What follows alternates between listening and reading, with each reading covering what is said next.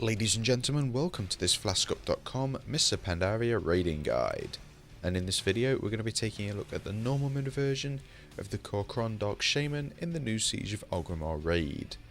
Now in order to complete this fight you're going to want to bring 2 tanks, 2 to 3 healers, and then the remaining a mixture of both melee and ranged DPS. Now this is kind of a council style fight, however you are only facing 2 mobs and they do have a shared ability which is called Spirit Link.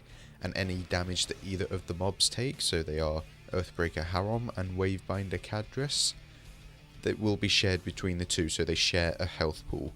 It's just something to keep in mind for if you decide to multi-dot. You should also be aware that when the Dark Shaman reach 25% remaining health, they will go into a Blood Frenzy, cast Bloodlust, and increase all damage dealt by 25%, and also increase their haste by 25%. At this point in the fight, you'll probably want to burn the boss as fast as you possibly can. But let's move back to the very start of the fight when you first pull the boss. And when you do pull the Dark Shaman, they will be riding atop their wolves. Now their wolves go by the name of Darkfang and Bloodclaw, and they each have the same 2 abilities. Swipe is a frontal cone ability that will deal damage to any targets that are within 8 yards within a frontal cone, so they need to make sure that they are being tanked away from the raid. And they've also got an ability called Rend, which will cause your tanks to bleed for 20,000 physical damage every second for 15 seconds, and this is also a stacking debuff. Now at the very start of the fight you're going to want to use your Time Warps, Bloodlusts and Heroisms in order to burn these dogs down as fast as possible, and then move on to the boss and continue the fight as normal. Now throughout the fight the Dark Shaman will gain different abilities, however at the very start each of them have a base ability. Harom's base ability is called Froststorm Strike, and this is what will cause him to strike a player with Frostline weapons, and it will inflict a high amount of frost damage and also cause that player to take 25% additional damage from Froststorm Strike for 30 seconds. Now this is a stacking debuff and it's what will require your tanks to switch throughout this fight.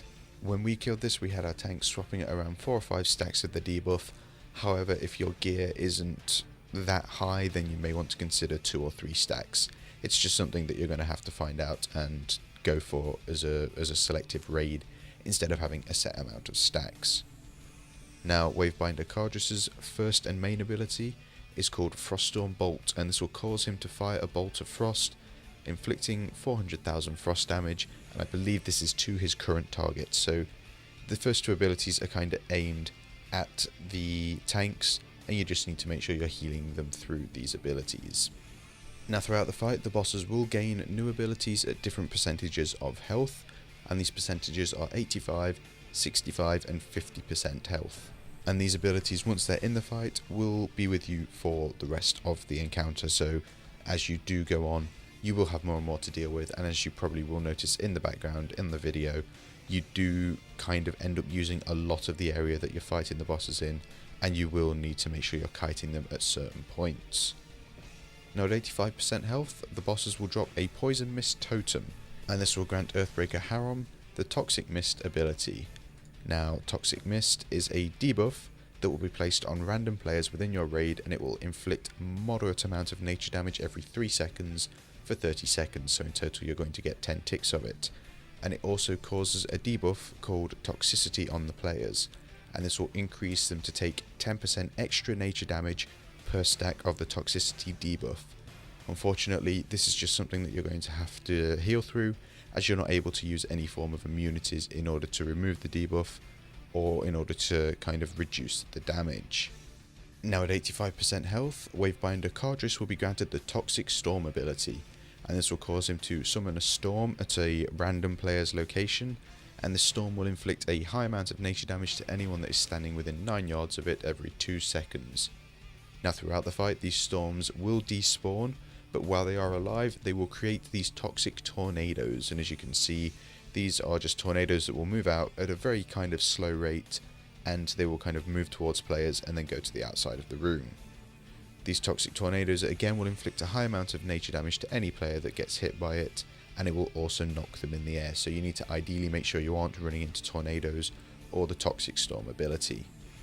The best way we found to manage this was to try and keep people near the edge of the room as much as possible, just so that the storms are out the way and players are able to then run freely in the centre of the room later on in the fight.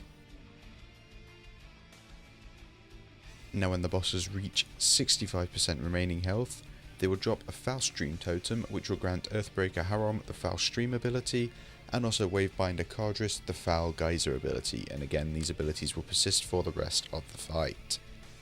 Now Foul Stream will be targeted on a random player in the raid. It could be anyone, except from the tanks. I don't think it targets them because nothing ever targets them, and they will have a big green beam pointed on them.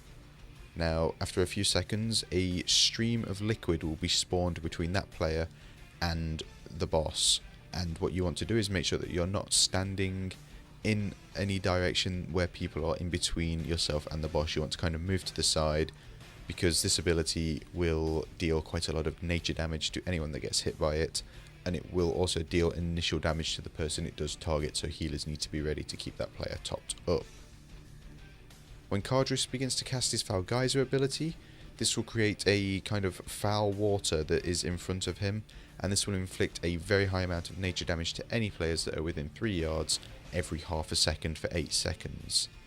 Now, every time the foul water splashes, it will spawn a mob called a Foul Slime, and these are covered in a nasty ability called Foulness, and this will inflict a high amount of nature damage to any players that are within 3 yards every second. When these Foul Slimes spawn, you'll want one of your tanks to get aggro on them and begin kiting them around the room, and you want all of your ranged to then target them as fast as they can and AoE the shit out of them.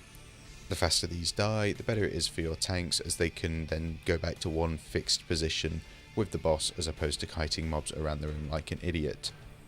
Naturally, tanks such as Death Knights and also monks are good for this. However, you could also consider getting a Death Knight DPS to try and hold aggro on them and kite them, but it might not be worth it.